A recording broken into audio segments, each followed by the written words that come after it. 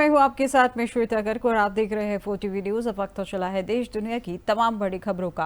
पहली बड़ी खबर पर नजर डालते हैं, जहां अमेरिका यात्रा पर है विदेश सचिव विक्रम मिस्री, जो 27 से 29 मई तक अमेरिका की 3 दिवसीय यात्रा पर जाएंगे। जहां वाशिंगटन डीसी में वरिष्ठ अमेरिकी अधिकारियों से करेंगे मुलाकात। जब प्रधानमंत्री मोदी के फरवरी में हुई अमेरिका यात्रा के बाद हो रहा है ये दौरा।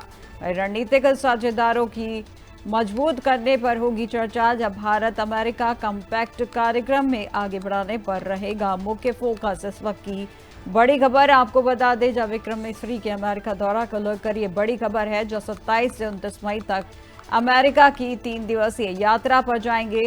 वहीं वाशिंगटन डीसी में वरिष्ठ अमेरिकी अधिकारियों से करेंगी मुलाकात और प्रधानमंत्री मोदी की फरवरी में हुई अमेरिकी यात्रा के बाद हो रहा है ये उनका दौरा, जहां रणनीतिक साझेदारी और मजबूत करने पर चर्चा होगी। और इसी के साथ भारत अमेरिका कॉम्पैक्ट कार्यक्रम को आगे बढ़ाने पर रहेगा इस दौरान मुख्य फोकस। इस वक्त की बड़ी खबर आपको बताई जा रही है।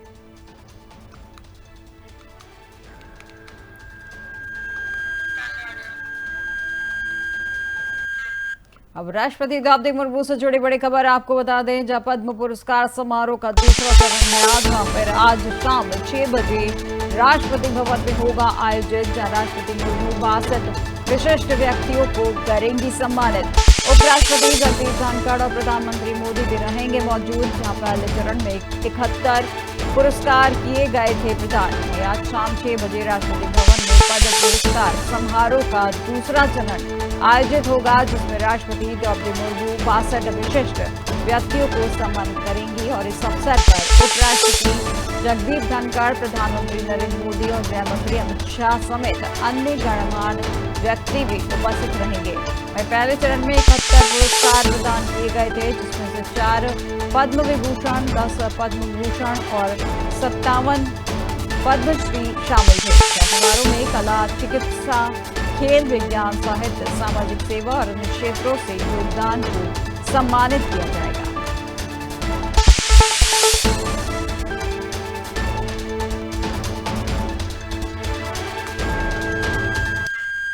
और अब एक और बड़ी खबर आपको बता दें, जहां गृह राज्य गुजरात के 2 दिवसीय दौरे पर है पीएम मोदी, जहां अपने दौरे के दूसरे दिन आज गांधीनगर जाएंगे प्रधानमंत्री मोदी।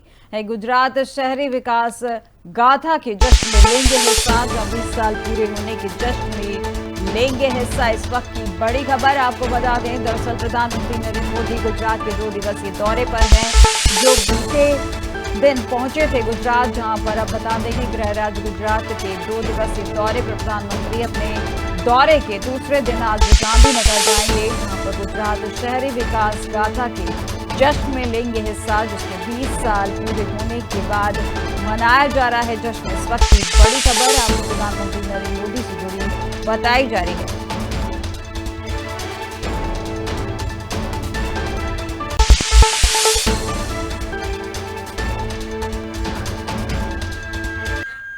और अब केंद्रीय गृह मंत्री अमित शाह से जुड़ी बड़ी खबर आपको बता दें, जहां केंद्रीय गृह मंत्री अमित शाह का 3 दिवसीय महाराष्ट्र दौरा है, जहां दौरे के आखिरी दिन नांदेड़ पहुंचेंगे केंद्रीय गृह मंत्री और नांदेड़ में कई कार्यक्रमों में लेंगे हिस्सा। जब मुंबई के श्री नारायण मंदिर माधव बाग कार्यक्रम में लेंगे हिस्सा।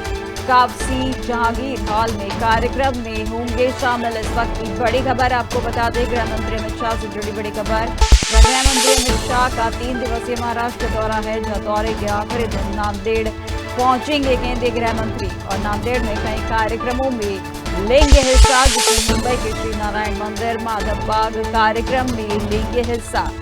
सर कापसी जहांगीर हॉल में कार्यक्रमों में होंगे शामिल। इस वक्त की बड़ी खबर आपको गृह मंत्री अमित शाह से जुड़ी बताई जा रही है।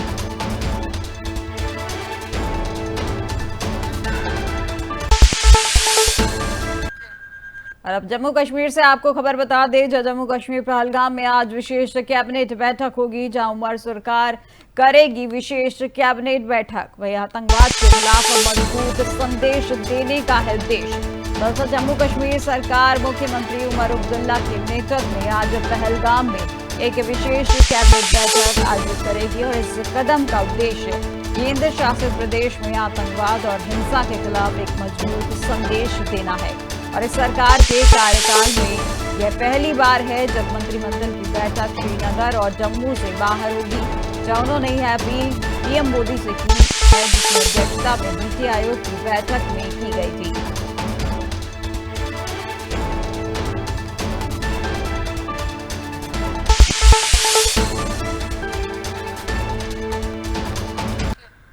और अब कतर से आपको खबर बता दें, जो एनसीपी शरद सांसद सुप्रिया सुले का स्टेटमेंट सामने आया है, जिसमें उन्होंने कहा कि प्रधानमंत्री मोदी के सुझाव दुनिया को बताने की जरूरत है। दरअसल भारत आतंकवाद के खिलाफ एकजुटता से खड़ा है, सुप्रिया सुले ने कहा है। इस वक्त की बड़ी खबर आपको बता दें, कतर से आपको ये बड़ी खबर बताई जा रही है, जहां एनसीपी शरद सांसद सुप्रिया सुले का एक स्टेटमेंट सामने आया है, जिसमें उन्होंने प्रधानमंत्री मोदी के सुझाव दुनिया को बताने की जरूरत बताई है। उसी के साथ उन्होंने कहा कि भारत आतंकवाद के खिलाफ एकजुटता से खड़ा है।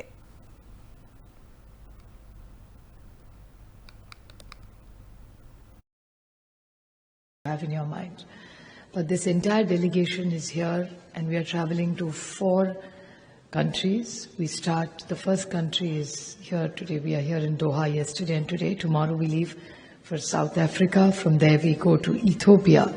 After that we will be going to Egypt, and then we go back. And there are 7 such groups which the Honorable Prime Minister, he had a thought in his mind, a vision that Operation Sindoor is not just about the confrontation we had with Pakistan, but it has many facets of it. And what he's suggested to us is that we need to tell the world that.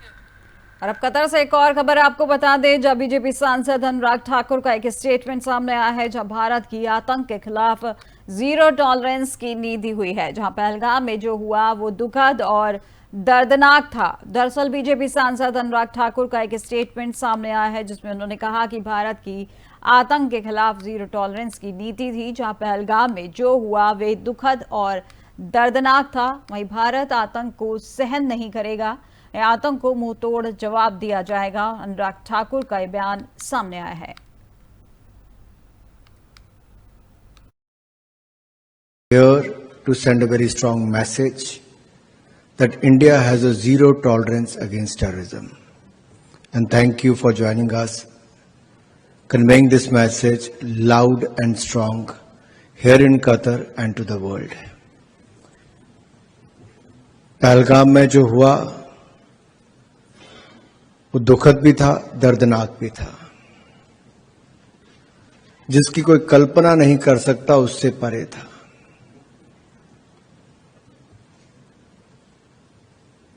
किसी की आंखों के सामने उसी के पति को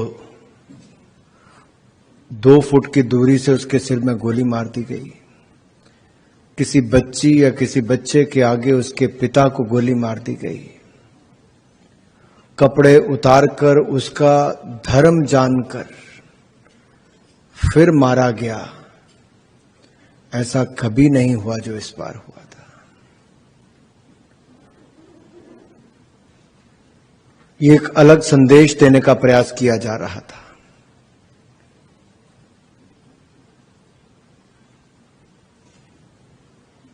आज जब हम सब हैं, हम अलग अलग राजनीतिक दलों से अलग अलग भाषाएं बोलते हैं, देश के अलग अलग क्षेत्रों से आए हैं, लेकिन वो विचारधारा, क्षेत्र, वो सब पीछे छोड़कर हम एक मंच पर एकजुट होकर भारतीय प्रतिनिधि मंडल के रूप में आए हैं, ताकि दुनिया को बता दे कि भारत आतंकवाद को सहन नहीं करेगा, उसको मुंह तोड़ करारा जवाब। और अब खबर गुआना से है, जो गुआना के राष्ट्रपति मोहम्मद इरफान अली के मुलाकात हुई है, जहां सर्वदलीय प्रतिनिधिमंडल ने मुलाकात की है, जो कांग्रेस सांसद शशि थरूर के नेतृत्व में ये मुलाकात की गई है।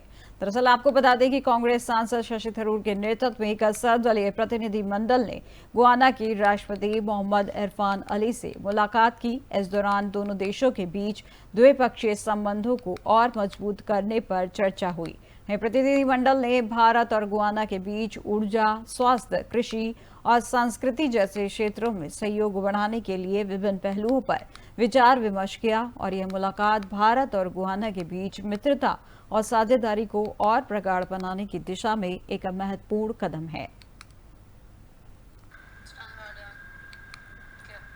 और अब जॉर्ज टाउन से एक खबर आपको बता दें, जहां गोवाना संसद के स्पीकर मंजूर नादर से मुलाकात हुई है, जहां सर्वदलीय प्रतिनिधिमंडल ने मुलाकात की है और ये मुलाकात भी कांग्रेस सांसद शशि थरूर के नेतृत्व में की गई है।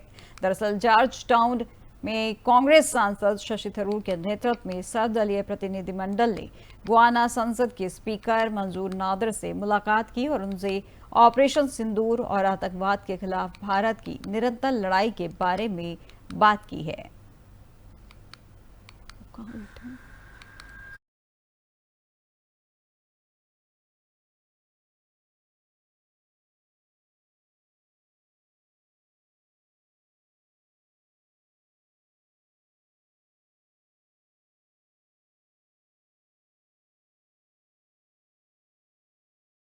गोवाना सांसद से स्पीकर मंजूर नादर से मुलाकात की है। दरअसल आपको बता दें कि ऑपरेशन सिंदूर के बाद प्रतिनिधिमंडल विदेश दौरे पर है, जहां पर वो ऑपरेशन सिंदूर से संबंधित मुद्दे पर बातचीत कर बता रहे हैं कि किस तरीके से ऑपरेशन सिंदूर को लेकर कार्य किया गया था। वहीं पर अब वहां के संसद से मुलाकात की गई है। ये प्रतिनिधिमंडल शशि थरूर के नेतृत्व में पहुंचा था गोवाना, जहां पर संसद के स्पीकर मंजूर नादर से मुलाकात की गई है और वहां पे द्विपक्षीय मुद्दों पर चर्चा की गई है।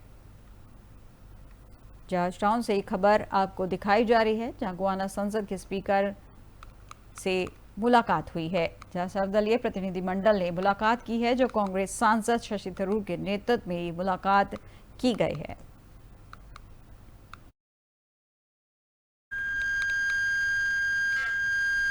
प्रधानमंत्री नरेंद्र मोदी अपने 2 दिवसीय गुजरात दौरे पर है, जिसकी शुरुआत उन्होंने वडोदरा में एक भव्य रोड शो के माध्यम से की, जहां हजारों की संख्या में लोगों ने सड़कों पर उतरकर उनका अभिनंदन किया और स्वागत किया। वहीं पर उनको बता दें कि यह दौरा केवल विकास परियोजनाओं के उद्घाटन के शिलान्यास तक सीमित नहीं है, बल्कि यह उनके गृह राज्य गुजरात से उनके गहरे भावनात्मक जुड़ाव को भी दर्शाता है। और यह रोड शो के दौरान भारतीय सेना की अधिकारी कर्नल सोफिया कुरैशी के परिवार द्वारा की गई पुष्प वर्षा से इस यात्रा को और भी भावनात्मक बना दिया है। प्रधानमंत्री राज्य में जल, ऊर्जा, परिवहन और स्वास्थ्य से जुड़ी कई अहम परियोजनाओं का लोकार्पण कर रहे हैं। यह दौरा विकास के और जनसंपर्क दोनों का संगम है, जिसमें प्रधानमंत्री मोदी की नेतृत्व क्षमता और जनता के प्रति उनकी जिम्मेदारी की स्पष्ट झलक मिलती है। वहीं गुजरात की जनता में उनके प्रति उत्साह और विश्वास की भावना साफ दिखती है। और इस पल को याद करते हुए कर्नल सोफिया कुरैशी के परिवार वालों ने प्रधानमंत्री मोदी और सेना के बारे में क्या कुछ कहा, आइए जानते हैं। ऑपरेशन सिंदूर के बाद पहली बार पीएम मोदी 2 दिवसीय गुजरात दौरे पर हैं। अपने गुजरात दौरे के दौरान वे दाहोद, भुज, गांधीनगर में 82,950 करोड़ रुपए की अधिक की विकास परियोजनाओं का उद्घाटन और शिलान्यास करेंगे। गुजरात में पीएम मोदी के रोड शो के दौरान कर्नल सोफिया कुरैशी के परिवार वालों सहित आम जनता ने पीएम पर पुष्प वर्षा कर उनका स्वागत किया। इस पल को याद करते हुए कर्नल सोफिया कुरैशी के भाई मोहम्मद संजय कुरैशी ने कहा कि प्रधानमंत्री को आमने सामने देखना बहुत गर्व का पल था। हम हमारी डिफेंस फोर्स का धन्यवाद देते हैं। मन किया उन्होंने किया, जो इशारा था सुनाई नहीं दिया, लेकिन आंखों में समझ पड़ गया कि it was a found payment and it's great pleasure कि हमको हमने आमने सामने मिला। इसमें सबसे पहला हाथ हमारी डिफेंस फोर्सेस, हमारी गवर्नमेंट ऑफ इंडिया का है कि जिन्होंने मौका दिया। और नो डाउट कि जब औरतों के साथ जो गलत हुआ है उसका बदला एक औरत ले, उससे बेहतर कोई मोमेंट नहीं है। इट्स अ सलाम है हमारी फोर्सेस को कि उन्होंने एटलीस्ट आज वो बता दिया उन दुश्मनों को कि यहाँ के औरतें किसी मर्दों से कम नहीं है। Thank you sir. और जब तक हमारे देश में महिला सशक्तिकरण नहीं होगा, क्योंकि आधी आबादी हमारी औरतों की है, और अगर 50% ऊपर नहीं आएंगी तो देश आगे कैसे आएगा। सो जो ये अभी वर्क हो रहा है, जो चीज़ें बढ़ रही हैं, या हमारी गवर्नमेंट जो कर रही है, या honourable prime minister is doing it, it's fantastic, it's a great choice. वहीं कर्नल सोफिया कुरैशी के जुड़वा बहन शाइना सुनसारा ने बताया कि मैं खुद एक महिला हूं और मैं इस बात को महसूस कर सकती हूं कि प्रधानमंत्री मोदी ने महिलाओं को कितना ऊपर उठा दिया है। आगे उन्होंने कहा, ऑनरेबल प्राइम मिनिस्टर है नरेंद्र मोदी जी, उनको मिलकर बहुत ज़्यादा अच्छा लगा। ये बहुत ही बड़ा ऑनर की बात होती है, आप पीएम को मिलते हो, ये हर किसी के नसीब में भी नहीं होता है।